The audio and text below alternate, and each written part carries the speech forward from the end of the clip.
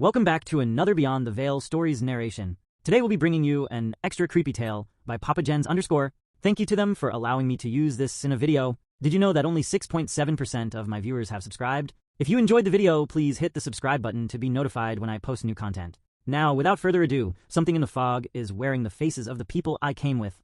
Let's journey beyond the veil.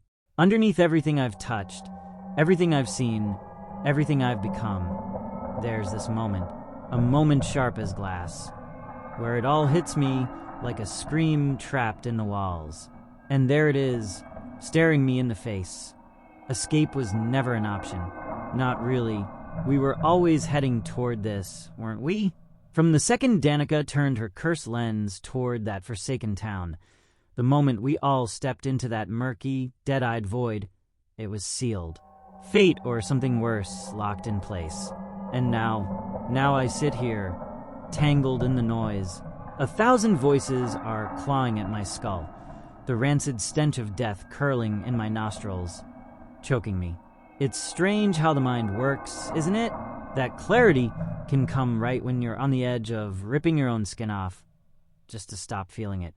This isn't just something hunting me from the outside. No, it's inside me. It is me. And that's the part one can't untangle. How do I even begin to explain what it feels like to fall apart like this? To feel your mind unraveling, thread by fragile thread, like someone's yanking on a loose seam, pulling your thoughts apart with every breath you take, each whisper a small, snapping thread in a tapestry of madness. But you need to hear it, don't you? Someone has to know. It started, I think, with the fog. We drove up that mountain in near silence, with only the occasional forced conversation peppered through the air like a bad joke that nobody really wanted to laugh at. You know, that kind of talk. The type people force when they're too afraid to even acknowledge what's crawling under their skin. Fear that's still small enough to hide behind tight smiles and hollow laughs. Danica, though? She was buried in her notes, scribbling like a madwoman, muttering under her breath like she was in a trance, rehearsing, prepping for her grand vision of the documentary she had us all sucked into. That's what she does. Flits between being perfectly in control and on the verge of snapping. It's magnetic in a terrifying way. That same force that pulled me into her orbit now felt more like a noose tightening with every mile we climbed into those mist-drenched mountains. Nathan, though he felt it, he kept glancing back, eyes wide and glassy, like he was waiting for me to say something, to give him an out, but I didn't, and no one else did either. Not a single one of us could say what we were thinking, that we were afraid of, something we couldn't even put a name to. Then we reached it, the town. It didn't have a name anymore, not that we knew of. Maybe once it had been a place people spoke about, a dot on some forgotten map, a whisper of a memory in a history book no one reads. Now, though, it was nothing more than a graveyard of rotting houses, crumbling under the weight of fog that clung like a wet, heavy thing, suffocating. The air was thick with the scent of decay, wood, dirt, and something else, something foul that clawed its way into your throat. And God, the silence. It was too much. No birds, no wind. Just nothing. Except there was something. A whisper. Faint, far off, but there. Threading its way through the quiet. I couldn't make out the words. Maybe that's why it was so terrifying. Danica, predictably, was the first to break the silence. "This is perfect," she breathed, eyes wide with a sick kind of excitement. It made me want to vomit, but I didn't say anything. I just watched as she pulled out her camera, her eyes gleaming with that twisted ambition. I wanted to scream at her, but I didn't. I couldn't. Instead, I stayed quiet and followed as she filmed the ghost of a place. That's when I saw him, an old man, standing in the doorway of one of the houses, hidden just enough in the shadows that I almost didn't catch him at first. His skin was stretched too tight, pale as paper, and his eyes, they were empty, hollow. He just stared. "Hello there," Danica called out way too bright. like she was trying to shatter the tension with fake cheer. We're filmmakers. Do you have a moment?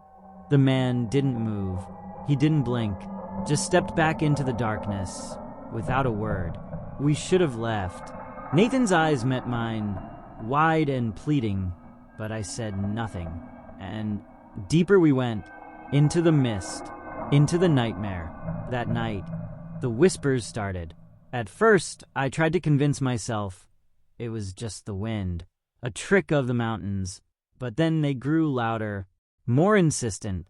I lay there in my sleeping bag, frozen, staring into the dark, listening, until I heard my name, Alex. I shot upright, heart pounding, but Nathan was still sound asleep.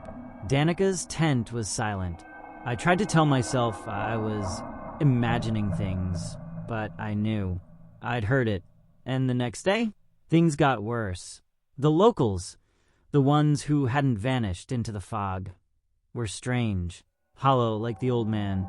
They spoke, but their words were dead, rehearsed, and there were warnings, quiet mutters about leaving, before it finds you. Then Nathan vanished. No word, no warning, just gone.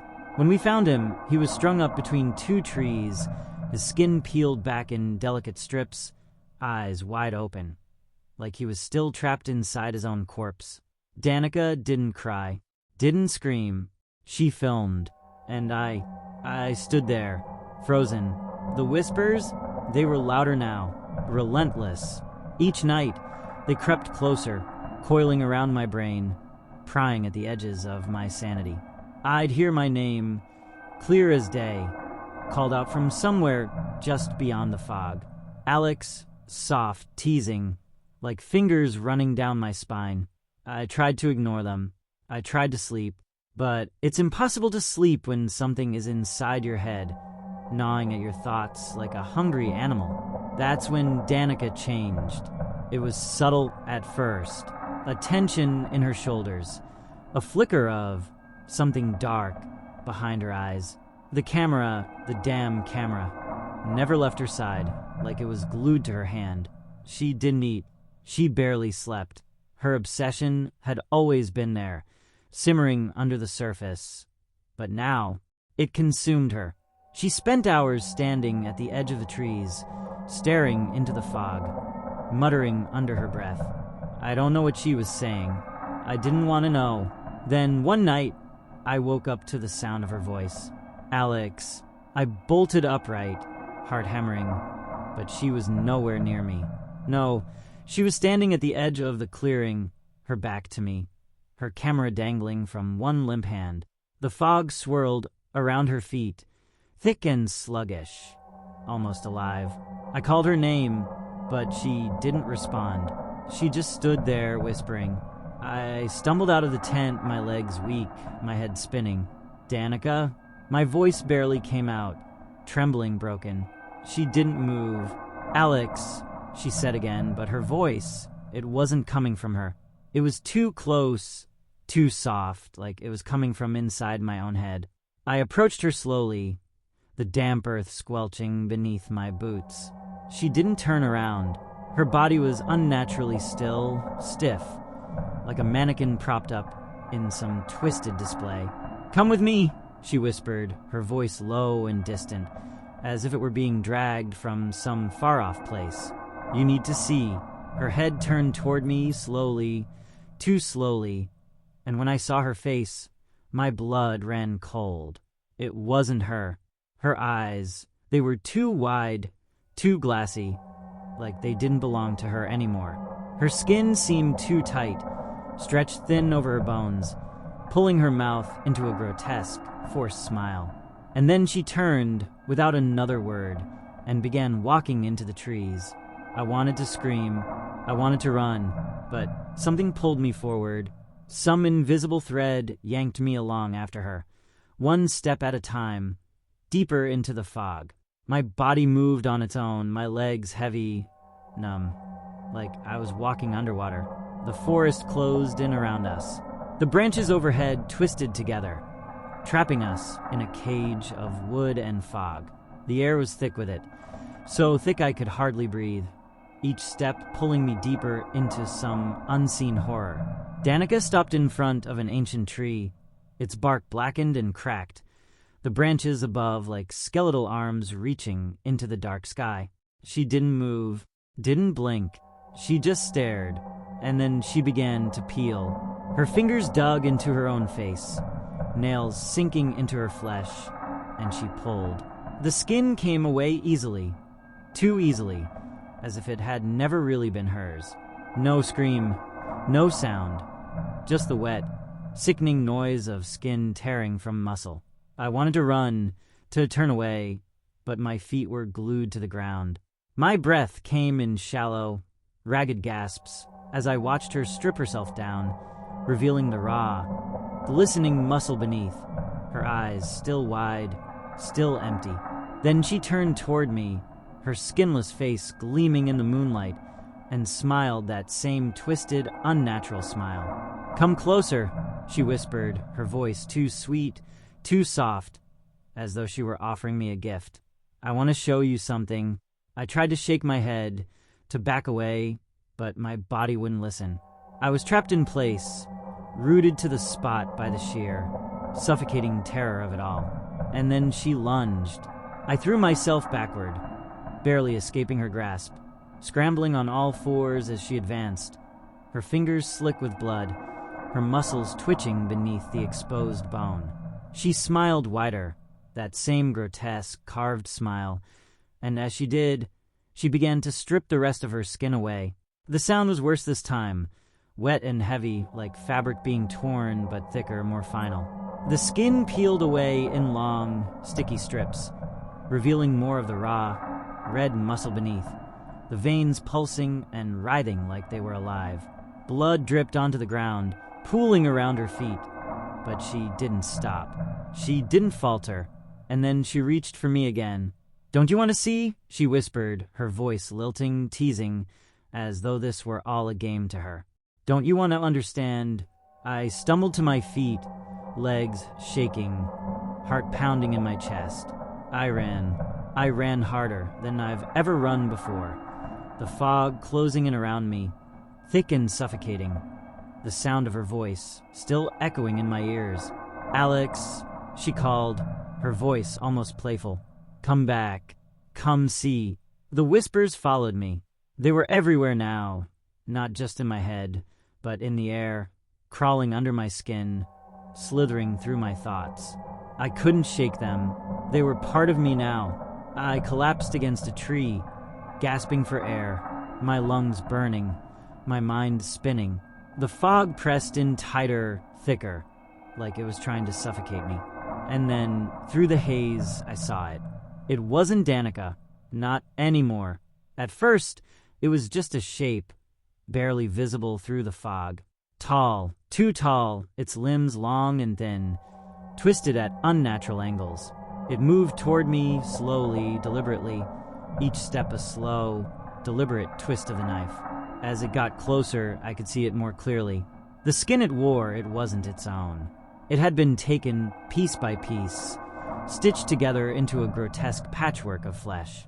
And there, stitched into its face, were Danica's eyes, Nathan's mouth, and a dozen others, faces I didn't recognize, all trapped in this horrible patchwork of flesh, melded together into one impossible, nightmarish form. It stepped closer, and the air around it seemed to pulse, thick with the weight of the stolen skins it wore. I could hear them now, the voices of those it had taken, those it had consumed, their words twisted and warped, layered one over the other in a chorus of terror. "Alex," it hissed, its voice a sickening blend of all their voices, a cacophony of pain and fear. "Come closer. Let me wear you." I couldn't move. My body was frozen, locked in place by some unseen force. My mind was screaming at me to run, to fight, to do something, but I just stood there, trembling as the thing came closer. Closer. Each step slow, deliberate, as though it had all the time in the world to savor this moment. It stretched out one long, skeletal hand, the fingers too thin, too long, tipped with sharp, jagged nails that caught the moonlight. The skin it wore shifted and rippled with its movement, like it wasn't quite attached, like it could slide off at any moment. And that horrible patchwork face, it was still smiling, always smiling. "Alex," it whispered again, dragging out my name in a sick, distorted mockery of the voices I knew. "Come closer. Let me wear you." I felt something cold and wet brush against my skin, and the instant it touched me, I knew. This thing didn't want to kill me. No, that would have been merciful. It wanted to take me, to strip me down, to peel away my skin, layer by layer, until there was nothing left but raw, exposed muscle. It wanted to wear me, like it had worn all the others, and that was when I felt it. The shift. Something deep inside me, something dark and primal, something that had been lurking in the shadows of my mind ever since we arrived in this cursed place. The whispers, they weren't just in the air anymore. They were inside me, twisting, coiling, wrapping around my thoughts like a vine, tightening, squeezing.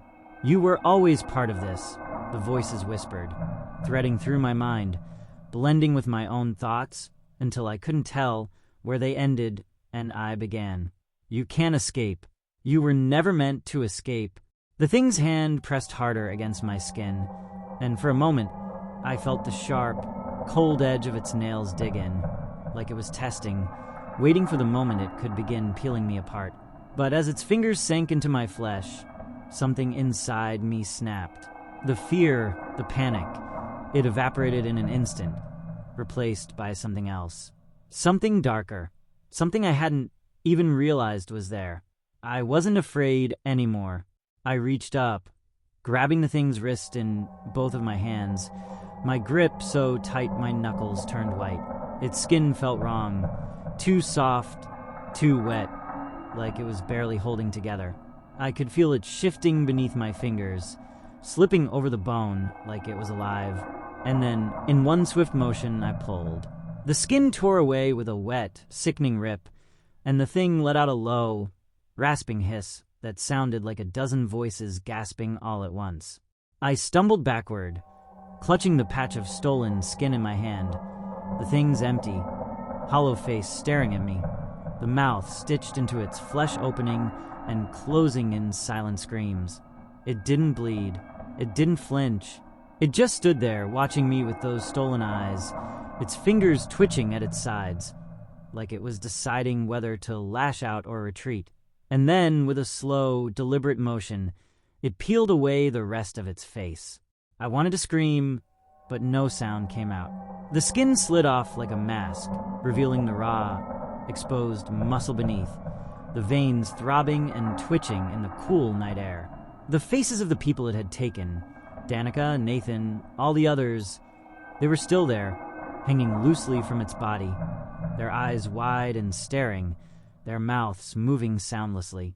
It smiled again, a grotesque, skinless grin, and took a step toward me. I didn't wait. I ran. The fog swallowed me whole as I bolted through the trees, branches whipping at my face, the ground slick and wet beneath my feet. I could hear the thing behind me, moving through the mist like it was part of it, its footsteps slow and steady, deliberate. It didn't need to hurry. It knew I couldn't outrun it forever. The whispers were everywhere now, louder than ever, echoing through the fog, through the trees, through my own thoughts. They weren't just calling my name anymore. They were laughing, taunting. "You can't run, Alex. You were always part of this.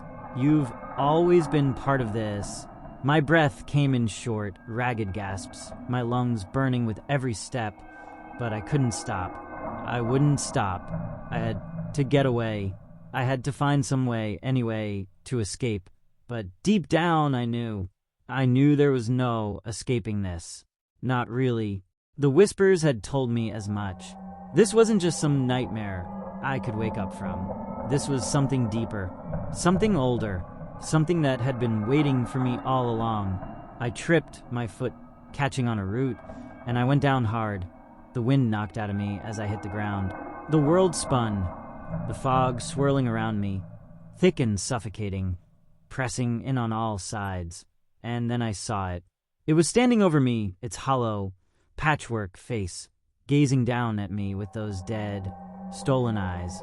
It tilted its head to one side, almost curious, like it was studying me, deciding how best to take me apart. I tried to crawl away, but my body wouldn't listen. My limbs felt heavy, numb, like they weren't even mine anymore. The fog was inside me now, crawling through my veins, filling my lungs, my mind. The thing crouched down beside me, its long, skeletal fingers brushing against my cheek. Its touch was cold, wet, and it sent a shiver down my spine, freezing me in place. "Don't fight it," it whispered, its voice a sickening blend of all the voices it had taken, layered one over the other like a chorus of despair. "It's easier if you don't fight." I squeezed my eyes shut, trying to block it out, trying to silence the voices, but they wouldn't stop. They wouldn't stop.